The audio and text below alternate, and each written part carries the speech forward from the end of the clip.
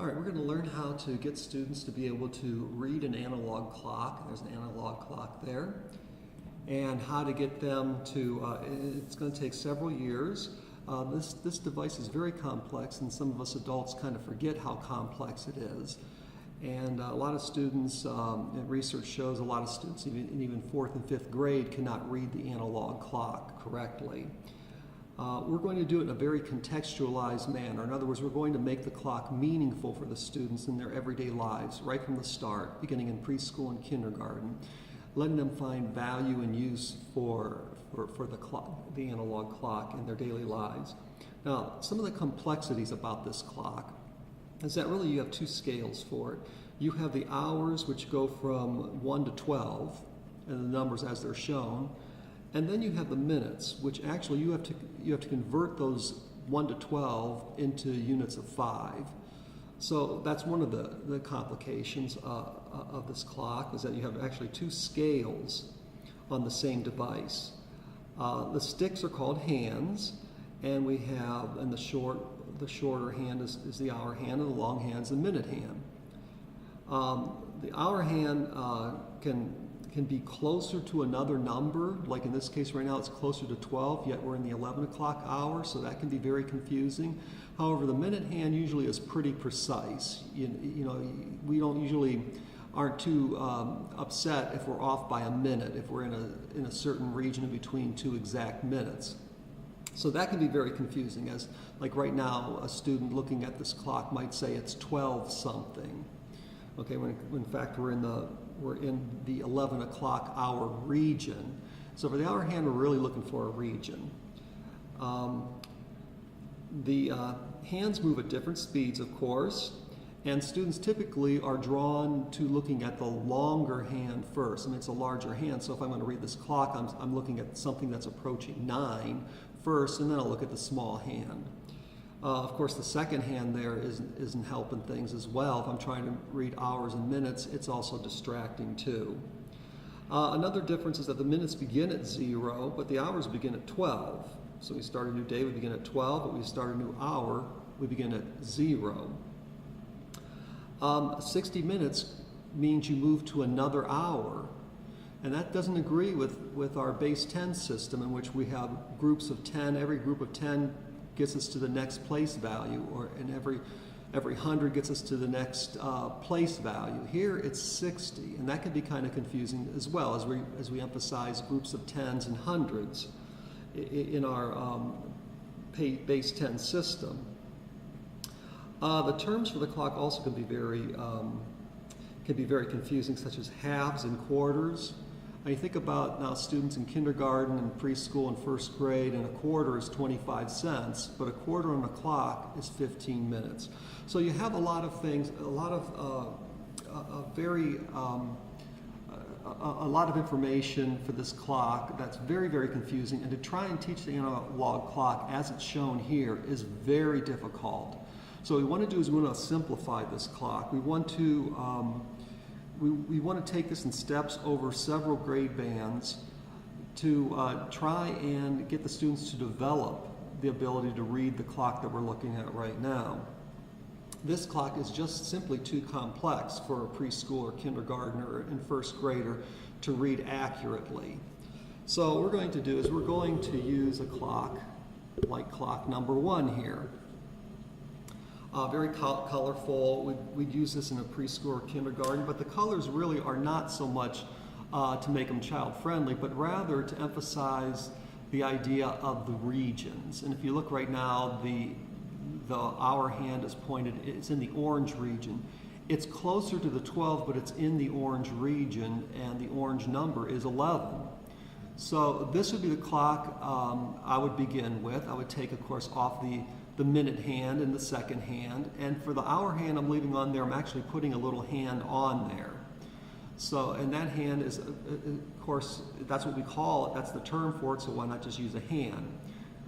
So in this case, I would use this clock in a preschool or kindergarten classroom, and to make it meaningful, I would, well, first off, I would show the clock to the students, and I'd say, what do you notice about, tell me about this clock, and they'd note the colors and the numbers, and of course the little hand in the middle. And okay, and so I would begin to help the students to see the value in this device. So maybe in the beginning of the day, I would say, let's look at that clock over there. What do you notice? And of course, they'll say the same types of things we just talked about. But in the beginning of the day, it might be in the yellow region on the left, in the 9 region. And you can say, okay, oh, so now it's in the 9 region. Okay, so then you go on, you work for a few hours, maybe it's time to go to lunch. And you show them the clock again. You say, what do you notice? And they say, oh, that hand is moved. Okay, you're trying to get them to figure this thing out, not you to tell them everything. Have to say, oh yeah, here's what the thing is, and it's going to move, and it's going to do this and that. No, we want the students to use their higher levels of thinking, analysis, for example, in this case, and noting what's happening here. Okay, so at this point, maybe it's time to go to lunch. And so you say, hey, let's look at that clock there we're just going to look at it for a little bit. And so you look at it and you say, what's happened, what's changed? And they say, oh yeah, it's in the orange region. And you could say, what's the orange region? That's the 11, like it is right now. Okay, and then you go to lunch and do whatever. And maybe it's the end of the day, and now the clock is in the blue region on the right. And so it's getting time to leave. Maybe it's getting like 2:30 or something. Like that, and so you ask, what do you notice now? Oh, that thing has moved again, the students say. Now it's in the blue region. Okay, and what's the blue region? It's 2. All right, so then the next day you do the same thing again. This is just taking a minute or two at maybe 3 or 4 places throughout the day. And what you're doing is you're developing a pattern here so that every day they come in, oh, the hand is in the yellow, it's in the 9 area. We're going to lunch now, oh, it's in the orange area. And we're getting ready to go home, it's in the blue area, okay? And after a few days, they're going to start noticing this pattern. Every time we begin school, it's in the yellow, it's in the 9. We go to lunch, it's in the 11 or orange, and so on. Now they're starting to get meaning into this. Now they're starting to find some kind of use for this, that it is, and they are really understanding the concept of time and measuring time, which is what the clock is all about. As you're going along at this stage, you might ask the students, like let's say when the clock is in the green area, the 10 area, you might say, oh, is it time? Do you think it's time to go to lunch? And of course the students might say yes or no, and you might point to the clock and say, what does the clock say? And now when they look at it, they say, oh no, why not? Because that hand's supposed to be in the orange. Okay, and they might even describe it as it is right now. They might say it's in the orange, but it's way on the near the purple, they might say, or something like that. And so now they're starting to get really understand, at least have some real value for this clock. Okay, so at some point now, we're going to, in kindergarten, we're going to introduce clocks 1 and 2, or introduce clock number 2 along with clock number 1. Now here we've got, you see the 2 scales. You have the hour scale on the right, colorful clock, and on the left you have the minute scale, except here we're using not a non-traditional scale. We're using 0 through 59. We're actually using the minutes. So we aren't going to use 1, 2, 3, 4, 5, 6 for the minutes. We're just going to go ahead and use them as they should be read.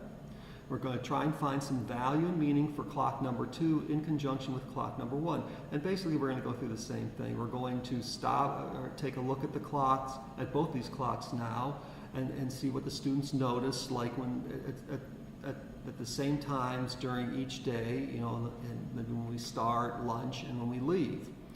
And now we're going to teach the students, of course, how to write this time. So here, here's 11:50, and maybe we're going to the nearest 5 minutes. It just depends where your students are at. Maybe you don't need to have a lot of precision right now, but you're getting them to write the time and notice the difference. And then here now, since the minute hand, since the number 2 clock is moving so much faster than the hour hand, you might not wait 3 or 4 hours to take a look at clock number 2 again. You might look at it after maybe 10 minutes and ask them, well, what's happening? Has that, and they'll see the great change in the clock number 2.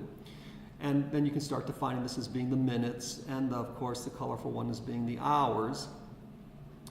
And so now they can start to begin to write what times they see on both clocks during 3 or 4 different times throughout the day, and they're again going to start to see a pattern that, oh, it's 11:50 when we go to lunch. It's not just 11, and that the hand on the left clock is always at 50. So now you can start testing them, like at 11:20, you could say, is it time to go to lunch? and they can take a look at it and they say, well, yeah, the one hand's in the orange and the other hand's, oh, it's at the 20, so we can't really go to lunch yet. It has to be on the 50. Notice also that the size of the hands, and it's getting into the idea of, you know, the small hand and the large hand.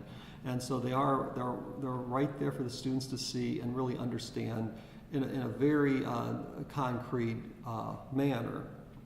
At some point, we're going to want the students we're going to introduce clock number 3.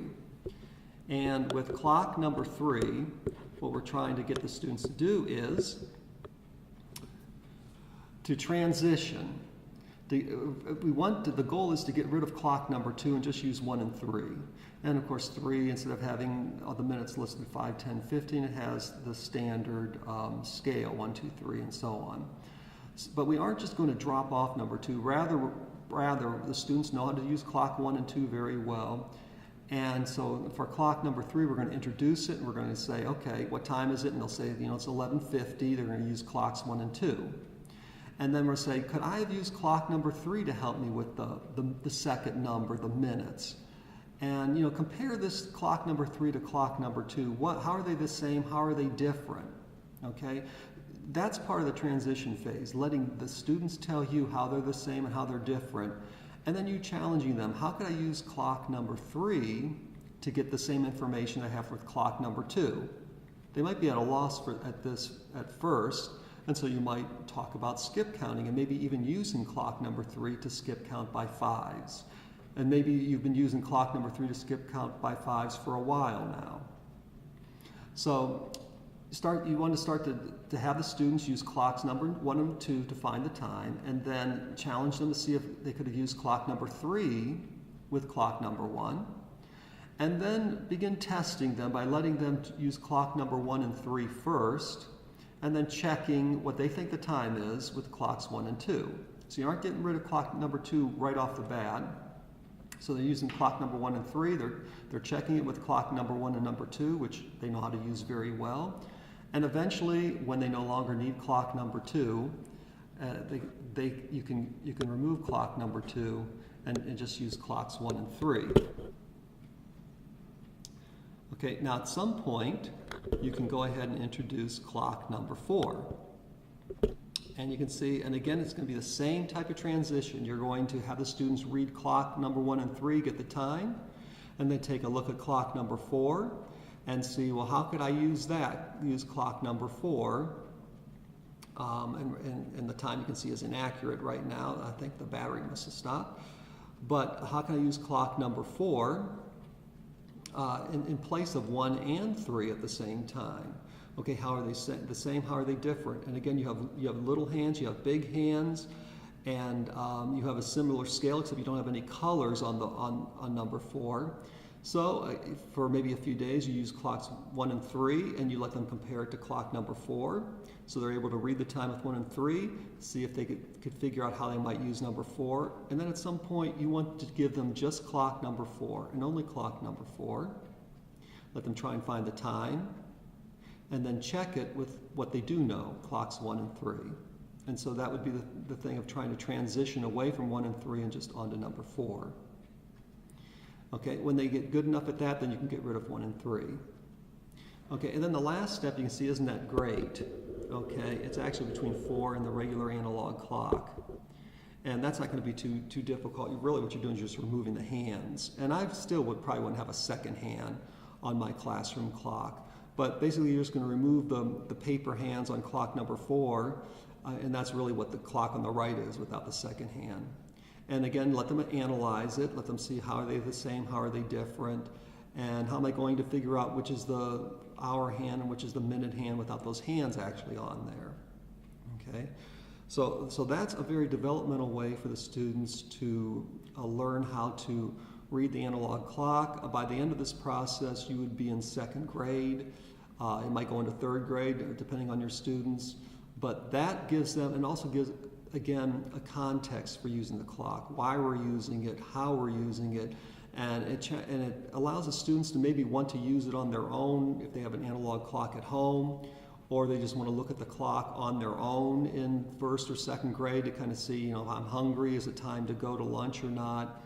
And they can start to maybe even find other patterns throughout the day. Maybe they say, oh, you know, we haven't talked about this, but every time we go to recess, it's always at 10 o'clock, for example. And that's how we teach a very complex measuring device.